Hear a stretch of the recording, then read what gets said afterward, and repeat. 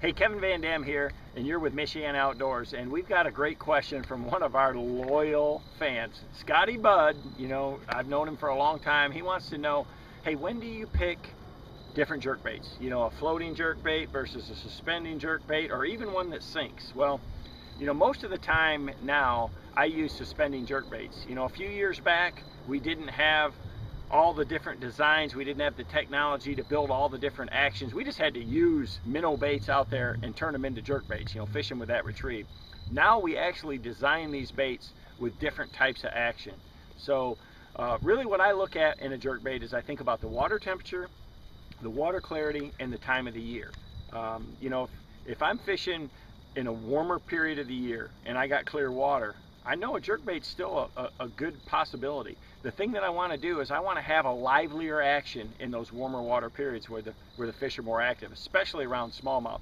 It's that super erratic action that really triggers them into biting. So really what I've done is, for Strike King, I've designed a couple of different baits for that, and both of them are suspending baits now, but you know, they have very different actions. You know, we have the KVD jerkbait made by Strike King, and we have a 4-inch and a 4.5-inch model. The shorter jerkbait, the 4-incher that just has 2 hooks, is the liveliest jerkbait that I have in my arsenal. And what I mean by that is when I jerk it, it never goes to the same place twice. The harder you jerk it, the farther it darts left and right, and that's what I really like when it's really warm out. You know, I like this bait that has just a super erratic action. I mean, it's super wide to wide. It makes it run a little shallower because it has such a wide action, but it's, you know, it's, when I got to trigger a really neutral fish into biting, this is what I want to use.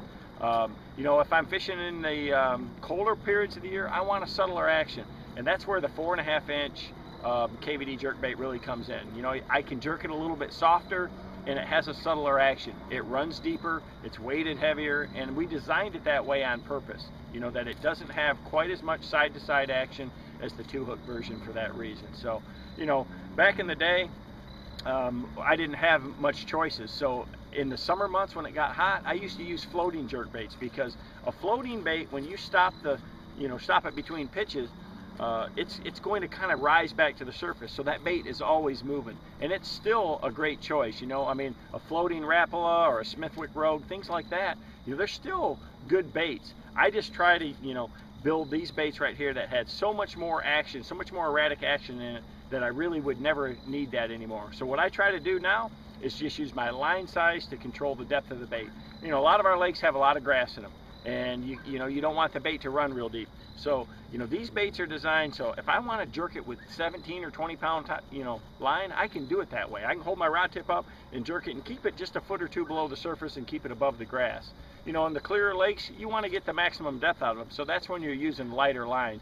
So don't think that just because you got a jerkbait tied on, you got to use a spinning rod and 8-pound line. You can throw it on a bait caster, you can throw it on big line, you can manipulate your rod tip to get that bait to run in the zone that you want it. The number one thing with a jerkbait is the action. It's not the depth, it's not the speed, it's the action of that bait. That's what the fish are looking for. And I'm gonna, you know, experiment until I find what they want. I can't say that on a given day that I gotta jerk it 2 feet and 2 pauses, or I gotta jerk it with 6-inch twitches. I experiment with all the retrieves until I get a response out of the bass. When they're eating that bait and swallowing it down their throat, you know you got the right retrieve. So, and sometimes they'll surprise you. So experiment with it, try, you know, a variety of jerkbaits. And the big thing too is, you know, I've got a box here with a ton of colors. You want to have colors that are natural yet visible for the water clarity that you have. Most of our lakes, the fish are feeding on bluegill, shiners, and things like that. So the chromes and the golds are the most flashy on these sunny days, and the natural translucent colors, when you get slick conditions like this, are the only way to go. So if you get 4 or 5 colors of jerkbait, some natural ones, some flashy colors, you're going to have everything you need.